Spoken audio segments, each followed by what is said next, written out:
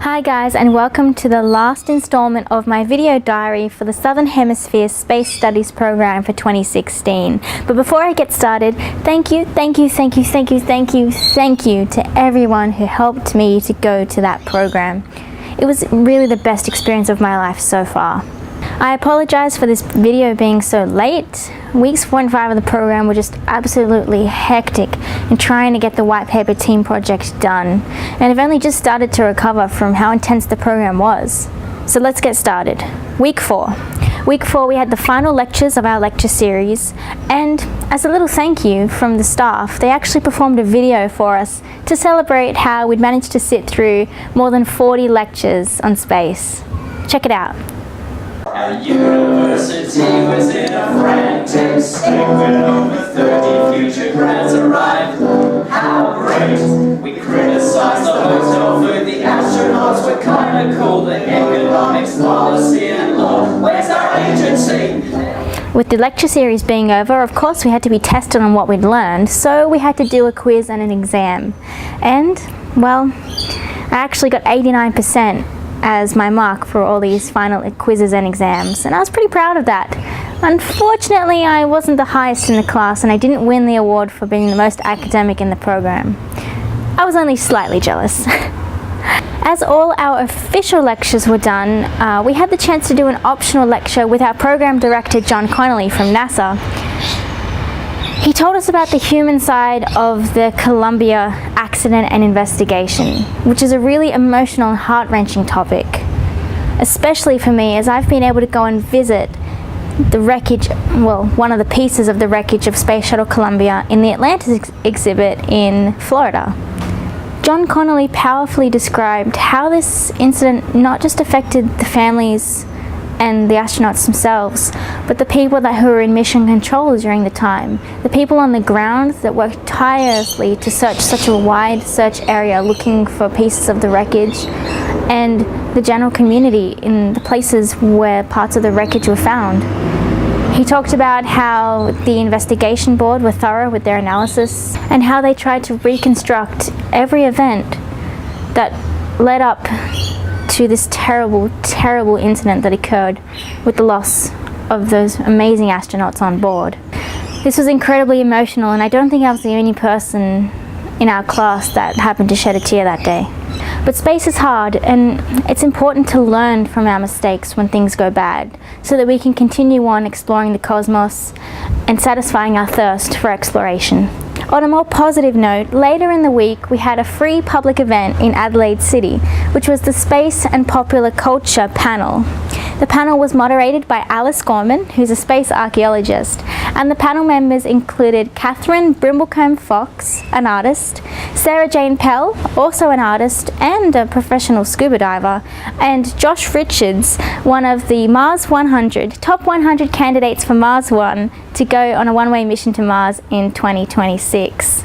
This panel was probably the one I was most looking forward to in the whole program, as, well, my job is making videos about space to make space popular, so it's kind of relevant to me. I really enjoyed the panel. I kind of got a different perspective of how space and art and science can all be intertwined together, and just how powerful space can be when shown to the public in a different way, and how it can be engaging and especially inspiring to the general public and especially kids. And then week 5 happened. All for this, the white paper. Sensing Progress, Space Solutions for Food and Water Security. A 50-page document that all 31 of us were pulling our hair out and crying tears and skipping meals and losing sleep just to make. But in the end it was worth it. I don't know if the product itself, the product itself, it's pretty cool, but it's more the fact of learning how to coordinate our time and manage our time when we were making this document.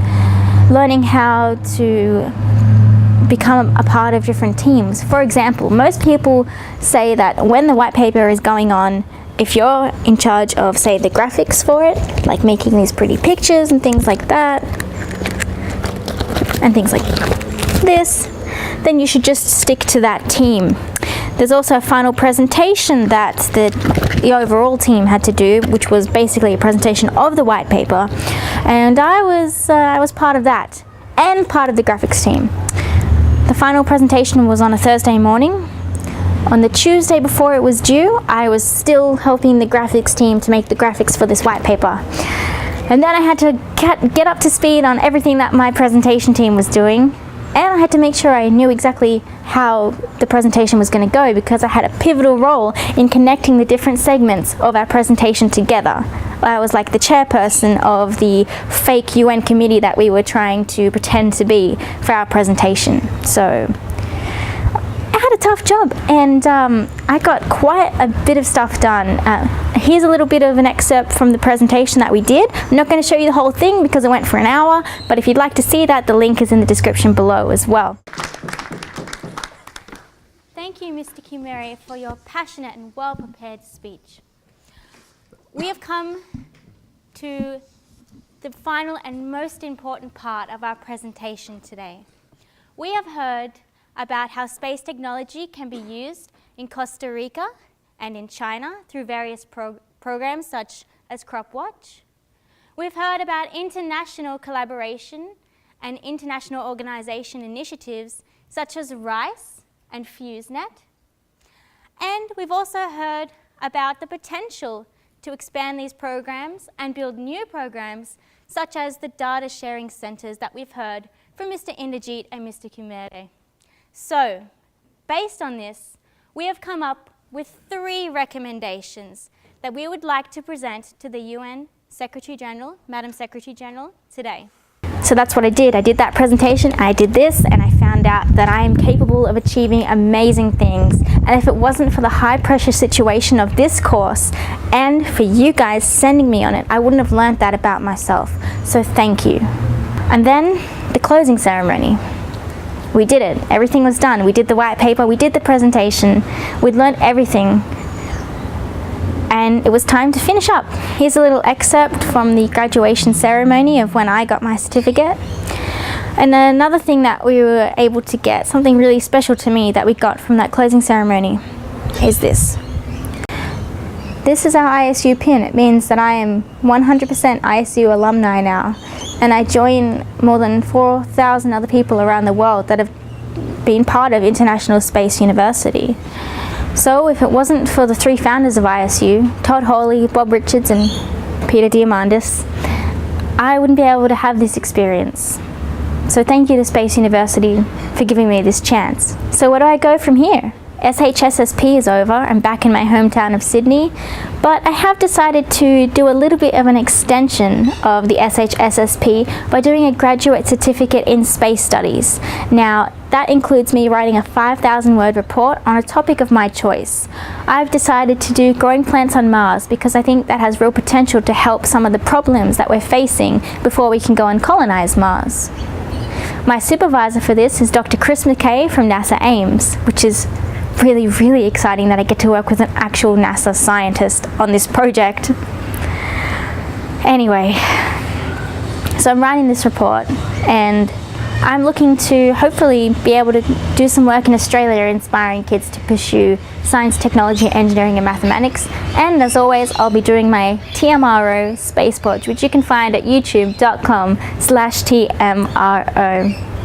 Thank you guys. I really, really can't express enough how much this experience has changed my life. And it's all because of you. Thank you so much for helping me to reach the stars.